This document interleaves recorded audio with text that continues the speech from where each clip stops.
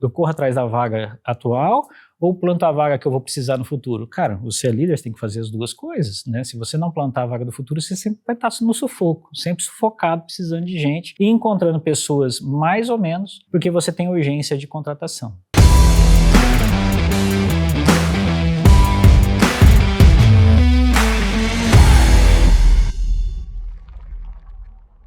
Olá, esse é o podcast Na Trincheira, um espaço onde a gente conversa sobre assuntos de liderança. E hoje, num ambiente totalmente novo, aqui no Lumeno Park, a sede, a nova, aqui da DB1, aqui em Maringá. E estamos conversando aqui um bate-papo debaixo de um pé de jabuticaba. Que privilégio, né, Wilson? Que privilégio, cara. Sempre quis trabalhar debaixo de um pé de jabuticaba, então eu estou realizando um sonho hoje. Legal, muito bom. Logo vai ter fruta aqui. Já tem alguns, né, com fruta aqui no parque já. Legal. Muito bem, hoje o nosso assunto é um assunto bastante importante para a formação de times. É o assunto contratação. E eu já quero entrar nesse assunto, Wilson, perguntando para você como que o líder sabe que é o momento certo para ele fazer contratação de profissionais para compor o time. Rafa, o momento certo da contratação é quando você não está precisando. Porque se você está precisando, você já está tarde no processo, né? Não, mas espera lá. Você quer dizer que a pessoa tem que contratar sem estar precisando? É, exatamente. A pessoa contrata... Vamos olhar sobre uma outra ótica, né? Quando que um bom profissional está disponível no mercado? É quando você quer ou quando ele quer? Geralmente, um bom profissional não está disponível no mercado. Exatamente. Pode acontecer, mas normalmente ele não está tão disponível assim no mercado. Eles estão empregados. Inclusive, tem empresas de hunting e tal que fica fazendo força para contratar profissionais. E se a gente olhar sobre essa perspectiva, onde que boas pessoas estão disponíveis também no mercado? Vamos pegar um profissional no seu início de carreira.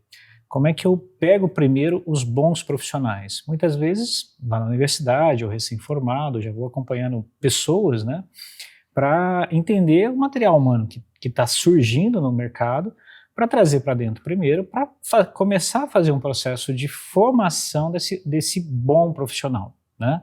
Então, para mim, o bom profissional, antes de mais nada, ele é uma boa pessoa, né? Uma pessoa com princípios, com valores, com alta capacidade de evolução e aprendizado, alto engajamento, gosta de estudar e evoluir, e esse cara normalmente ele está evoluindo muito rápido, e ele está, normalmente, se você passa aí 5, 10 anos depois, esse cara já está no emprego, já está no trabalho, e aí você tem que esperar muitas vezes o chefe atual dele fazer alguma coisa errada, porque ele ia falar, opa, acho que já deu aqui, eu preciso começar a pensar em outras possibilidades, né, para minha carreira e para minha vida. E aí ele vai procurar. Qual que é a probabilidade desse momento você estar com uma vaga aberta exatamente daquele perfil? Você está reduzindo muito a tua probabilidade de você encontrar boas pessoas. Então claro que você tem que estar sempre aberto, com vagas abertas no mercado, né, e procurando pessoas no mercado, e ao mesmo tempo formando pessoas. Se você conseguir manter esses dois ciclos funcionando e de forma antecipada, e aqui eu quero fazer um parênteses, né, não é o RH que tem que fazer isso, é o líder que tem que fazer isso e direcionar esse trabalho. Eu sempre tenho uma pessoa em formação e estou observando o mercado. Quando surge um candidato muito bom para uma determinada vaga ali ou para uma determinada função, normalmente são aquelas vagas que a gente tem mais gente na equipe, né, eu estou preparado para absorver esse profissional. Tá, então, pera lá, deixa eu ver se eu entendi. O que você pensa é que o líder, ele precisa estar trabalhando contratação ou formação de time, composição de novas pessoas no time, mesmo sem ter a necessidade de uma pessoa. Principalmente quando não precisa de mais uma pessoa. Então a gente não está falando assim, perdi alguém, eu tenho que substituir, daí eu vou aí tá contratar. Tarde, já perdeu o time já. Tá. E para não perder esse time, eu tenho que estar, por um lado, já formando alguém. Vamos pegar esse mesmo cenário teu. Contratei uma pessoa, e passou lá de trainee, estagiário, foi lá para uma função de júnior e tal, está ajudando o time, não é um custo tão alto para você ter essa pessoa na equipe. Perdi uma pessoa, o que acontece? Essa pessoa entra no time agora como oficial, na verdade, agora ele é o cara que precisa efetivamente garantir as entregas, começa a fazer um novo trabalho lá na frente. Existe alguma dúvida que eu vou perder alguém da equipe? Nenhuma. Isso é uma certeza. O turnover está em todas as empresas, em todos os negócios. Existe uma taxa de turnover que, inclusive, a gente calcula. As empresas sabem, o líder sabe. Então, se eu sei que existe uma taxa de turnover, eu vou trabalhar antes de eu ter o turnover. Mas aí você está falando de trabalhar formando pessoas. Beleza. Esse é um viés. Então, o primeiro viés é eu formo pessoas. É uma forma de resolver esse problema. Certo. Só que como é que eu formo pessoas? Buscando primeiro os bons talentos, aonde eles estão, normalmente em começo de carreira. É muito mais fácil você capturar um talento no começo de carreira do que quando ele já está no seu ápice profissional, não é verdade? Então, esse é um olhar para resolver esse problema da necessidade de profissionais. A outra forma é ter vagas abertas, mesmo sem você estar precisando da pessoa naquele momento.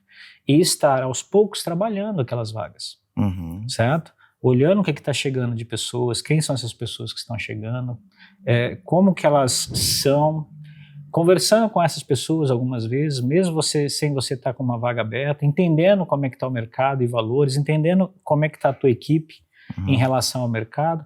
Vai que você acha uma pessoa que é muito, muito mais competente do que as pessoas que você tem, inclusive hoje na tua equipe. Porque o contrário também é uma verdade. Quantas vezes um líder que está nos assistindo aqui, teve um liderado que chegou para ele e falou assim, ó, arrumei um trabalho, isso quinta-feira e eu começo lá segunda, então eu tô pedindo para sair. Caos, né? Então, e o cara se movimenta assim, ó, vou ganhar o dobro lá na outra empresa, no outro emprego, consegui o emprego dos meus sonhos e o cara vaza, né? Os mais profissionais esperam 15 dias, um mês, falam, não, tem um compromisso, vou fazer a transição e etc, quando necessário, né? Ou tem alguns que eu já tive profissionais na DB1 que a gente chegou a fazer transição de 6 meses, inclusive conversado que ele ia procurar emprego, inclusive procurar outras oportunidades. Isso faz parte da vida profissional e nós temos que entender isso enquanto líderes. Tem tanto pessoas chegando quanto pessoas saindo. Isso é parte do fluxo profissional. E o líder está preparado em olhar para isso como algo ok, tanto chegada e saída de profissionais, e se preparar para esse movimento, e também oxigenar quando encontra um bom profissional, mesmo que isso implique em desligar o último da fila, ou aquele que não está desempenhando bem, ao invés de desenvolvê-lo, também faz parte do processo de liderança. É assim que funciona, para um lado e para outro. Às vezes você precisa fazer esses movimentos. Entendi. Legal. Mas tem ainda algo que... Bom, então só recapitulando, né? Eu não espero perder alguém para depois ir atrás de contratar. Isso. Eu vou formando novas pessoas que eu vou integrando o time. E vou conversando com pessoas no mercado. E eu constantemente deixo vagas abertas, que é para poder ter contato com profissionais e entender se de repente eu encontro alguém, né? Isso. E se eu encontrar alguém, entender se essa pessoa vai fazer sentido ali no time ou não, né? Isso. Talvez até eventualmente desligando alguém que não está bem no time. Às vezes tem alguma questão de orçamento, Isso alguma pode coisa acontecer. Assim, né? Isso. Mas eu também sei, Wilson, que na DB1 já aconteceu algumas vezes de encontrar profissionais no mercado, não ter vaga, e ele ser contratado assim mesmo, sem ter substituído alguém, sem ter demitido alguém, mas assim, cara, trombamos com uma pessoa aqui, essa pessoa faz muito sentido pra gente, eu nem sei o que eu vou fazer com ela. Quem que fez isso? Eu nem sei onde é que ela vai encaixar, né? Mas eu sei que essa é uma pessoa que vai somar com a gente enquanto DB1, né? É raro, mas acontece com frequência. Eu queria que você falasse um pouquinho disso, porque acho que é uma coisa um pouco diferente. Cara, né? isso tem muito a ver comigo, assim, é um pouco disso que eu tô falando, né? Então, quando eu tenho a oportunidade de conhecer ou trombar com pessoas, né, que eu acho que faz muito sentido, de eu conversar com elas e muitas vezes incorporar. Isso não tem a ver com nível de senioridade. Isso pode ser um trainee, né? Ou pode ser uma pessoa pleno, sênior, em outra função, mas eu tenho uma clareza muito grande que é uma pessoa DB1, né? Eu sei quando é uma pessoa que tem muito a ver com a gente, e muitas vezes é isso que eu falei, eu trombo com essas pessoas, não tem uma vaga, não tem um local, né? Inclusive eu converso com os meus liderados, né, para ver se alguém tem alguma vaga, E não tem. Ou o RH chega, olha, o pessoal lá não quis contratar essa pessoa porque ela é meio diferente, né? Ou o valor está muito alto, e aí não encaixou, daí o RH já traz para mim esses perfis mais diferentes, né?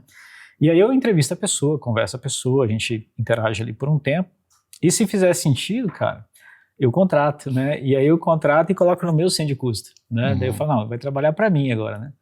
E aí eu chego pro pessoal e falo assim, pessoal, eu tô com uma pessoa aqui, você não tem nenhum pepino aí para resolver, é de graça, né? De graça, não precisa de orçamento deles, ele né? Tá no seu centro de Ele custo tá no meu e vai centro de resolver custo, o problema lá. Cara, e aí você arruma trabalho assim, né? Porque tá todo mundo no gargalo, né? E aí eu coloco o cara lá. Como o cara é muito bom, normalmente, 2, 3 meses depois, eu falo assim, você vai pagar ou eu vou tirar. Aí, normalmente, o cara é incorporado na unidade ou no orçamento, né, daquela área que, às vezes, não tinha uma função. Então, daí eu tenho uma visão um pouco mais holística da empresa como um todo, e aí eu vou encaixando essas pessoas boas para vir oxigenando, e essas pessoas vão fazendo o emprego dela, elas fazem, na verdade, a função delas acontecerem. E quando eu encontro esse perfil, não é muito um perfil assim de funcionário, o cara olha e quer trabalhar com isso e fazer só isso. Normalmente são perfis que estão dispostos a, cara, eu também quero entrar, quero aprender, quero contribuir, quero resolver problemas, né? E aí encaixa muito a hora que eu encontro esse perfil, porque, cara, é justamente o que eu acredito, o que eu penso, e esses perfis, né, eles trabalham muito bem nesse ambiente meio complexo. Então, a hora que você traz a pessoa, empodera ela, coloca uma missão, ela não está muito preocupada com o cargo, com a função. Ela sabe que ela vai conseguir sair lá na frente. Legal. E, normalmente, é um atalho para essas pessoas que já saem muito bem preparadas, viram pessoas estratégicas, na verdade, na empresa, né? Então, eu já fiz isso com um trainee, até o RH gentilmente chamou de projeto carteirada, né? Porque eu chegava a ter um trainee bom aqui, né? E aí eu trazia o cara para trabalhar uns 2 meses lá, né? Falava, se você quiser, vamos ver, daqui 2 meses eu vou ver se ele vai ter um emprego ou não. Daí eu falava pro pessoal da TI que, ó, ele vai trabalhar de graça para vocês, né? 2 meses, tá? Ele só vai ficar aqui para ensinar ele e tal. E aí eu brincava, eu dava mentoria pro menino durante 2 meses o que ele tinha que fazer. Lá na frente ele já tava com o gerente no bolso, né? Tava entregando pra caramba, já tava fazendo as coisas acontecer e caminhava para uma contratação, né? Então eu seleciono e jogo no ambiente, né? Obviamente para o cara ter trabalho de verdade, ser útil, e normalmente esse cara encontra uma função, encontra uma carreira, e é um atalho aí que é legal fazer e ver essas pessoas prosperarem nesse ambiente, né? Legal.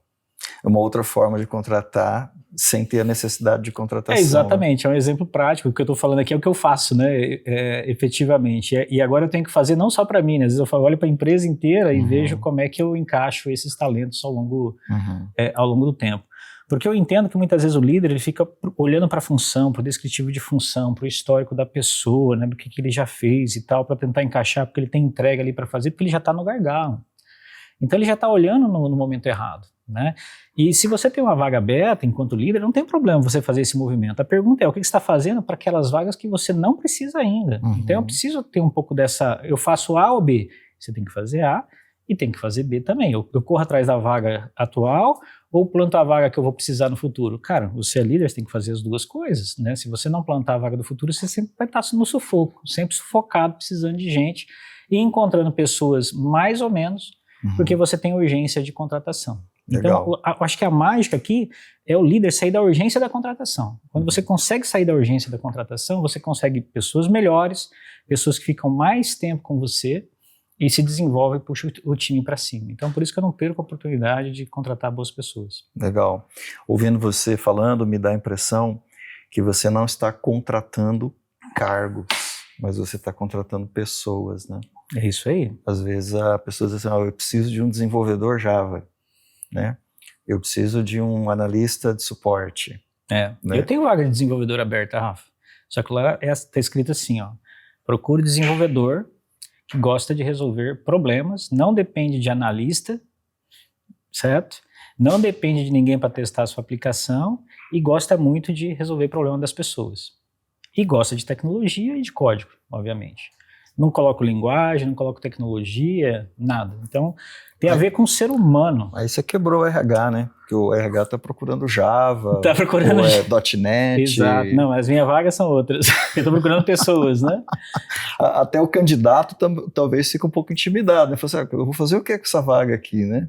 Cara, acontece assim, o que a minha experiência diz? Claro que tem aquele cara que olha para uma vaga dessa e fala, não, mas não tem nem a linguagem, com o que eu vou trabalhar e tal, isso aqui não é para mim, né? Ele já vai para as vagas do RH. Não estou dizendo que aquela contratação urgente que precisa do cara pronto, às vezes precisa estar um pouco mais bem especificado. Certo. A minha não, né? A minha, na verdade, a minha intenção é pegar aquele cara que fala assim, e aconteceu. Cara, a hora que eu li o título dessa vaga, parece que estava falando comigo. Eu falei, é para mim essa vaga, porque eu sou esse cara aí.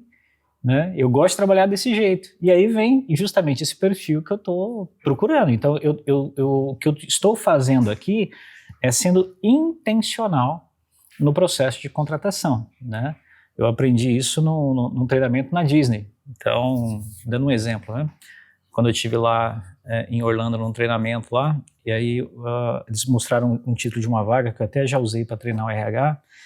Então, eu trazer um exemplo clássico aqui que eu trago também pra gente, que é o motorista de ônibus, né? Então, lá tem uma pessoa que dirige o ônibus, né, dos estacionamentos até o parque, né? E a vaga que eles publicam lá, eles publicam assim, procura-se, né, motorista de carruagem que gostaria de realizar o sonho das pessoas, né? Esse é o título da vaga, né? E motorista de carruagem. Exatamente, né? E que vai dirigir um ônibus bababado para lá, especifica um pouco a vaga, né? E que vai dirigir o ônibus, né? Que vai tirar do parque até não sei o quê.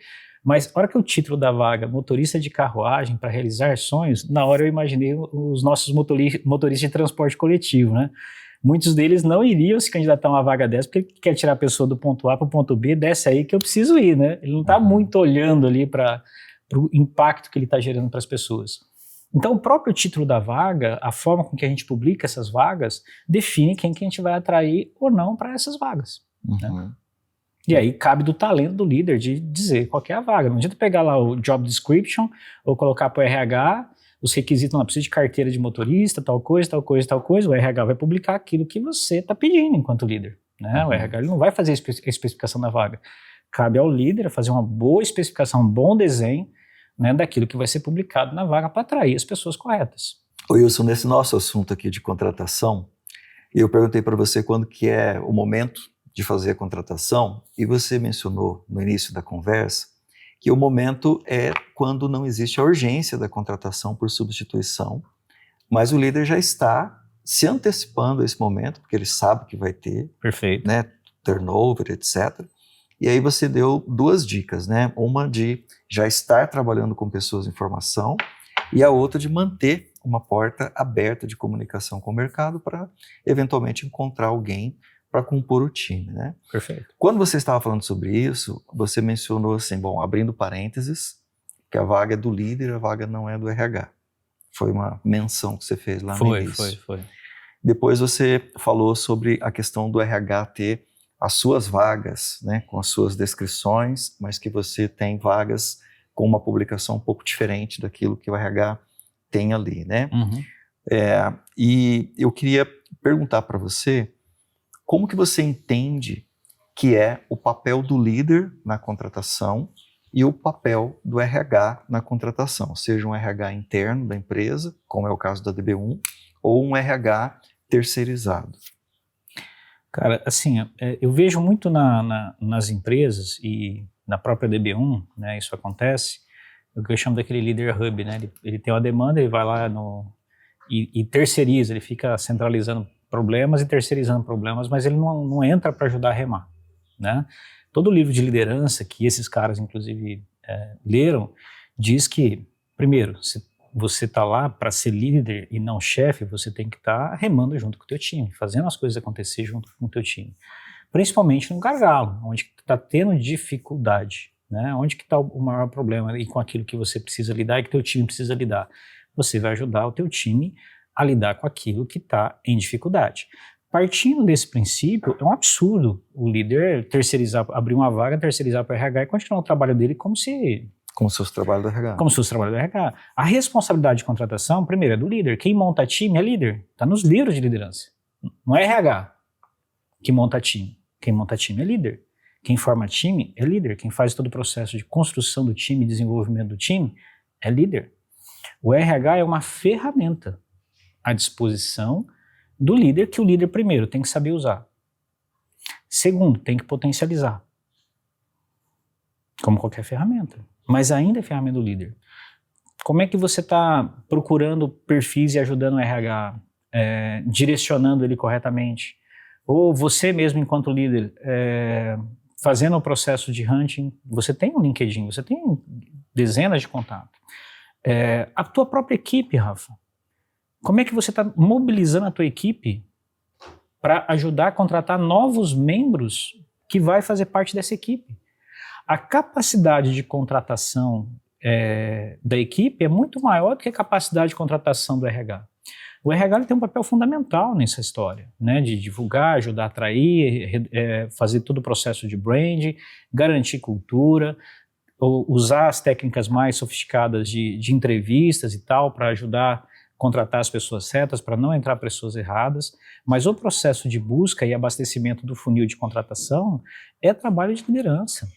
Uhum. Na verdade é trabalho da equipe, que o líder, se for um gargalo, se for um problema, olha, eu estou com dificuldade aqui, se eu não conseguir trazer mais gente, eu não vou garantir minha entrega.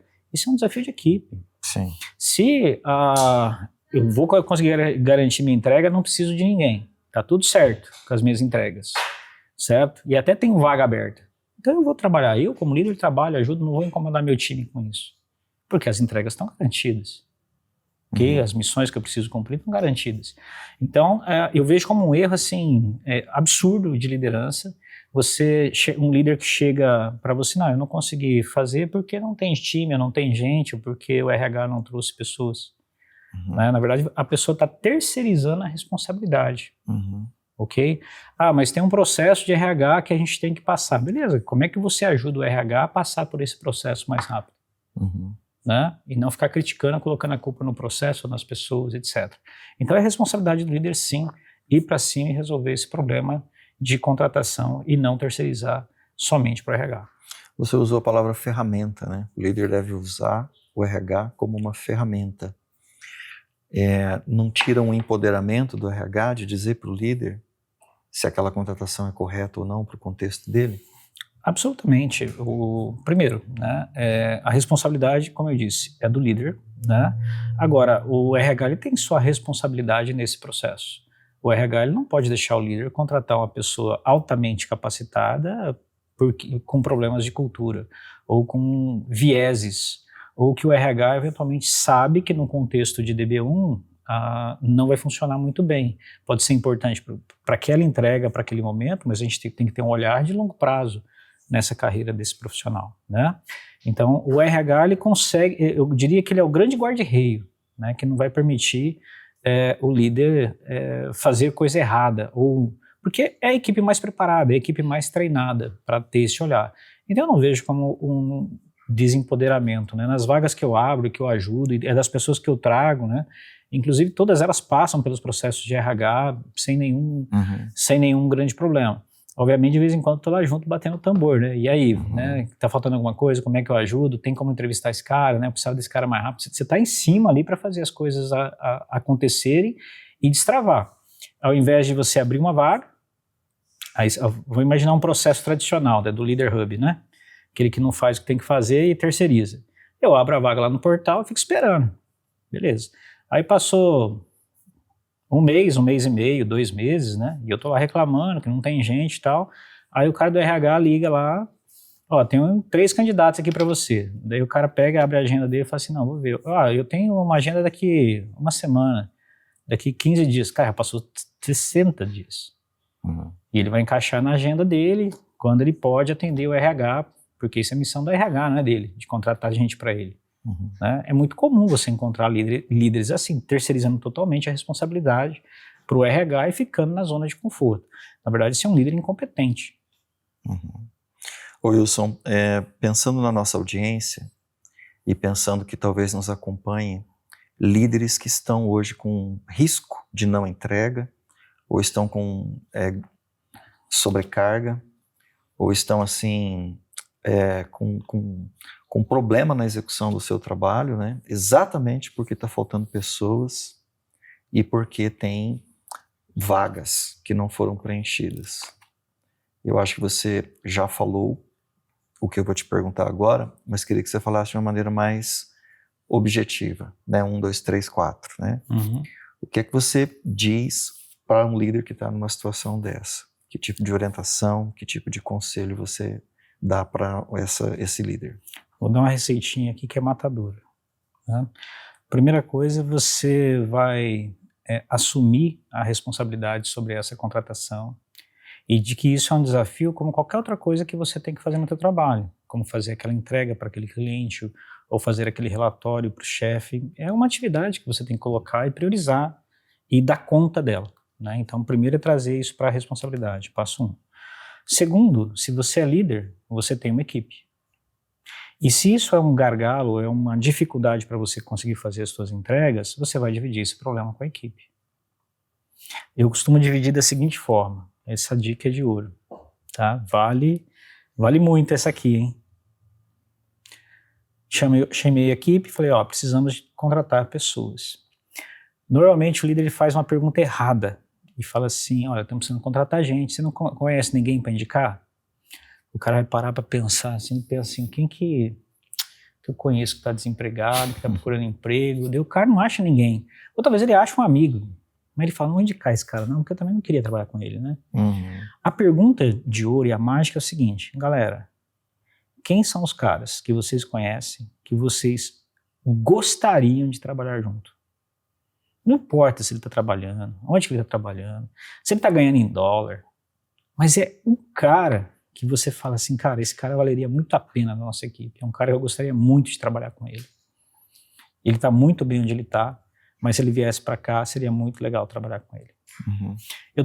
Eu acionei agora um outro radar no cérebro da pessoa. Não é quem está procurando emprego, mas são bons profissionais que estão no mercado que eu já tive contato com eles. Você não tem nenhum compromisso de nada, mas indica o nome para mim. Trouxe para mim alguns nomes, beleza, tem empresa que até recompensa financeiramente essas coisas, né? Tem prêmios e tudo mais, né? Mas eu não estou falando disso, eu estou falando de trazer para você quais são esses nomes. E aí você vai ter uma lista de nomes, além da tua rede, você vai ter a rede dos teus colaboradores.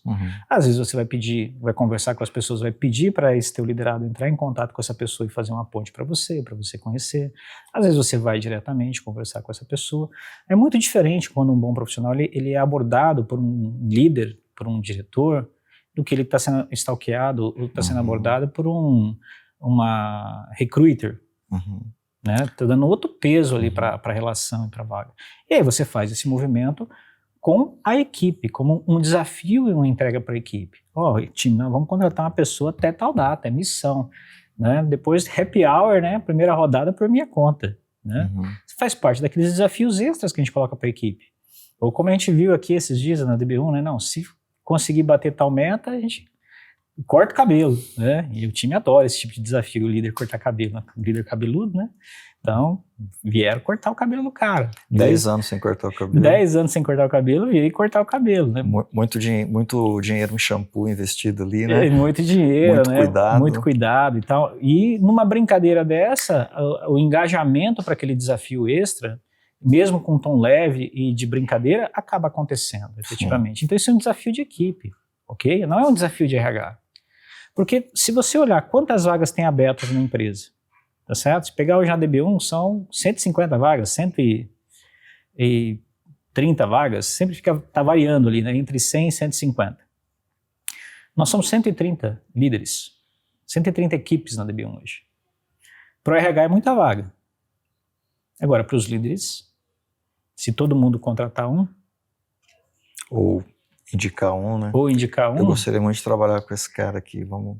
Como é que facilitaria o trabalho do próprio RH, se todo líder tivesse esse tipo de comportamento? Legal. Então eu acho que eu não estou aqui desqualificando o RH, não. Se você é gestor de RH, eu estou querendo trabalhar para você, junto com você, para você ter tempo realmente de achar as pessoas melhores e ter tempo de fazer o teu processo de RH, ao invés de ficar garimpando, né, numa base enorme, ou indo atrás de pessoas enormes que você nem conhece, nem tem nenhum tipo de relacionamento, para ter um RH um pouco mais estratégico. Então eu não vejo como uma desqualificação, concluindo a resposta, eu vejo como o líder potencializando o RH naquilo que realmente o RH pode ajudar.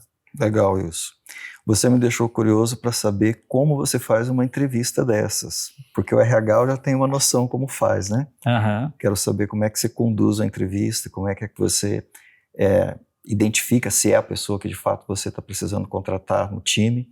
Topa fazer um outro episódio para a gente bater um papo sobre isso? Top, vou buscar uma aguinha ali. Então tá bom. E aí a gente faz um outro episódio para falar sobre isso. Beleza. Muito bem, pessoal, esse é o podcast Na Trincheira. Se esse assunto é relevante para você, eu tenho certeza que é, curte, compartilha, comenta e esteja com a gente no próximo episódio, que a gente vai continuar com esse assunto importante para a liderança, uma disciplina de liderança, como contratar as pessoas certas para as atividades certas. Até lá!